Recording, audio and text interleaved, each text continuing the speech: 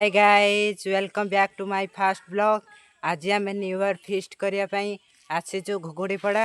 चलतु आज आपण सेयार करी आम आज किपर फिस्ट कलु आमी सब एंजॉय कलु। चलतु आज देखेबी उत्तंग नदी कूल आमर ये फिस्ट हो जगार भ्यूटी बहुत भल अच्छी। ये जगह बनभोजी करने बेस्ट प्लेस कहीपर। सांग मैंने आपण मानक आम फैमिली मेंबर मान इंट्रोडक्शन दूसरी।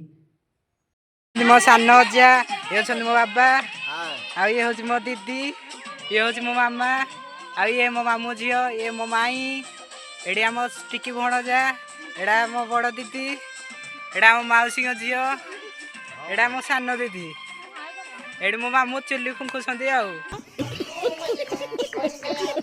मो मौसी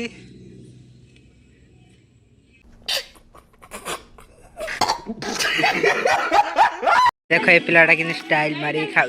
अरे बाप रे ये तो धोती एटा हम मुड़ी पाग हो जाई छी अजा खाउसुंदे एडी मो पे एडी जरे दिया है छी। एडी पिलाटा बसी हसु छी मु वीडियो करछु। इतनी खुशी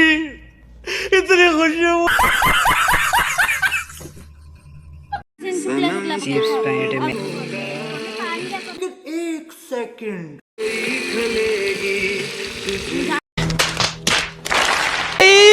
मारो मुझे मारो एडी मो मामू सैलड पे प्रिपरेशन करूछंदी।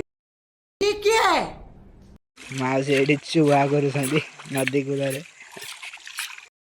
पूर्वर समस्ते एमती नदी कूल चुआ कर पानी नेउथिले। माउसी आपण मानक देखछंदी केमिति नदी कूल चुआ करंती। पानी सफा करा होजी। मु आपण मानक कहबी आपण माने प्रत्येक स्थान बुलंतु निजे लाइफ को एंजॉय करन। देखो सफा पानी वाला जेते खाली करिवे हेते सफा पानी बाहरियो। एबे एथिरे छणा ही रखा जायथा कोबी गुडी को माई पके देछंती। एटा जेहेतु मोर फर्स्ट ब्लॉग मु आपण मानक सब फ्रेंडली हवा ट्राई करछि। जदि आपण मानक वीडियोटी भल लागि थाए लाइक सब्सक्राइब करिया कहबिनी। जदि आपण मानक भल लागे तबे आपण माने करि परिबे। किंतु आपण माने वीडियोटी की बहुत मात्रा शेयर करन एवं कमेंट करंतु मागो एपरी ब्लॉग वीडियो आनिबे कि नाही। एबे माई एथिरे छणा ही रखा जायथिया मशरूम गुडी को पके देछंती ताको भल भाबरे घांटी देउछंती। जदि आपण माने दशपल अच्छे भोजी करिया चाहूँगी तेबे घोगड़ीपड़ार यही प्लेस को आसतु।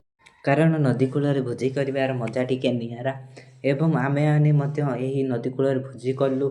आमको से जगार प्लेसटा बहुत भल लगिला। आमे मृतंग नदी में गाधेलु किंतु सही वीडियोटी शूट करिया मोर मन नाही तेणु क्षमा करदेबे। एबे माई एथिरे टमाटर चिली सोया सॉस मिसेई रखिथिले ताहाको पके दैछंती। एबे एथिरे कॉर्नफ्लावर पाउडर को पानी रे मिसेई रखाइथिला ताहाको पका हबो। मिसेई की रखिथिबा कॉर्नफ्लावर पाउडर पानी को माई पके दैछंती। ताहाको भल भाबरे मिसेई देछंती जहा फल रे सॉस गुडी को भल मिसेई जीवो। वर्तमान कोबी चिली रेडी हो जाइछि। कोबी चिली खाई आज ब्लॉग टी एंड करली रहिले पुणी देखा एक न्यू ब्लॉग रे। नमस्कार जय श्री राम।